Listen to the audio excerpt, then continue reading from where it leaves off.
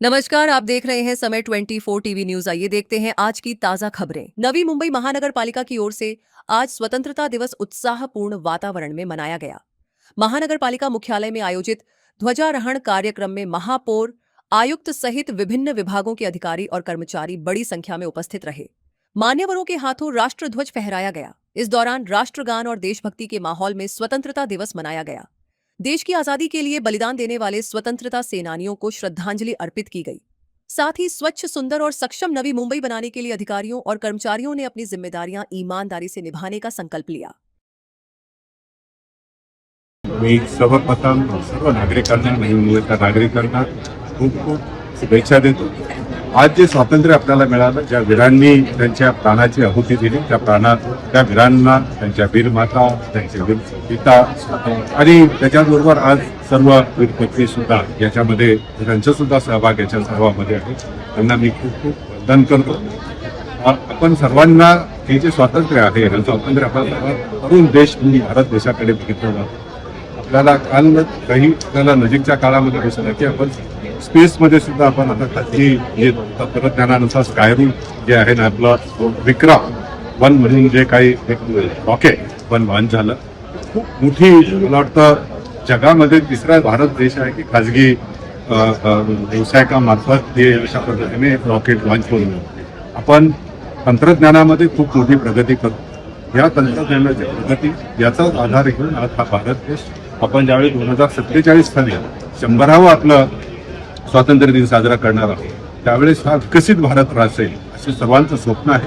हे स्वप्न आपल्याला सर्वांना एकत्र येऊन आपल्याला तिथपर्यंत ते पूर्ण करायचं आहे आणि त्याचा पाठलाग जेव्हा आपण सर्वांनी करावा, ह्या मी या निमित्ताने सर्वांना स्वातंत्र्य दिनाच्या खूप खूप शुभेच्छा देतो। धन्यवाद। तर आपल्याला जर बघितलं असेल तर आपण ह्यावेळेस आपण त्यांना राष्ट्रीय गीताचा पण दर्जा दिला आणि राष्ट्रगीताच्या अगोदर आपण आता राष्ट्रीय गीत म्हणून वंदे मातरमला आपण पाहतो। त्याचा आपण 9 ते 17 या तारखेमध्ये अनेक ठिकाणी आपण प्रदर्शनं लावली। नवी मुंबई महानगरपालिकेने याच्यामध्ये आपण प्रदर्शनं लावलेली आहे आणि हे वंदे मातरम आणि हा जर आपण बघितलं तर स्वातंत्र्याच्या काळामध्ये वंदे मातरम ही जी घोषणा होती हीच खूप मोठी स्फूर्ती देणारी घोषणा सुद्धा होती।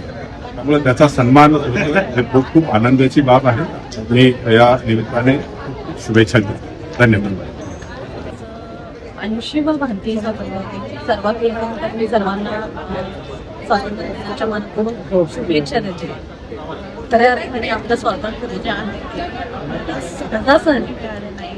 250 वर्ष भारत स्वातंत्र्यानंतर आपल्या स्वातंत्र्यवीरांनी जे रक्त सांडलं त्याच्या नीतीवर आज आपल्याला स्वातंत्र्य मिळालेलं आहे। जसं एखादं रोपट लावलं म्हणून होत नाही, त्याचं संवर्धन गरजेचं असतं, तसंच आपलं हे स्वातंत्र्य आहे जे आपल्या वीरांनी आपल्याला रोपटाचं स्वरूपात लावून दिलेलं आहे, त्याचं संवर्धन आपल्याला करायचं आहे।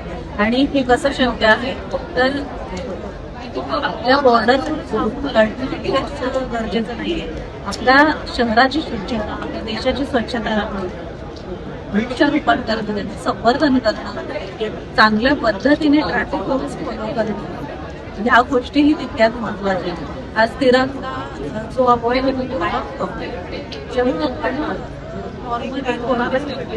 हिंदू असतो, मुसलमान असतो, ख्रिश्चन असतो, शीख असतो, महाराष्ट्रीयन, बिहारी, राजस्थानी, ह्या पद्धतीने आपण एकत्र आहोत। पण जेव्हा आपल्या हातात तिरंगा येते तेव्हा खऱ्या अर्थाने आपण म्हणतो भारतीय, आणि हे भारतीय आपल्या मनामनात रुजलं पाहिजे, देशभक्ती आपल्या मनात निर्माण झाली पाहिजे, ती जोपासली गेली पाहिजे। यासाठी आदरणीय देशाचे पंतप्रधान नरेंद्रजी मोदी यांनी घर घर तिरंगा अभियान राबवलं आणि त्या अभियानांतर्गत सर्वत्र आपण तिरंगा रॅल्या काढण्यात। आज या तिरंगाला सलामी देत असताना हा दिवस आहे आपल्या वीरांना सलामी देण्याचा, त्यांनी जे रक्त सांडलं त्याची आठवण करण्याचा आणि येणाऱ्या भविष्यात आपल्या भारत देशाला जगाच्या पाठीवर बलाढ्य राष्ट्र आणि प्रगत देश बनवण्याचा।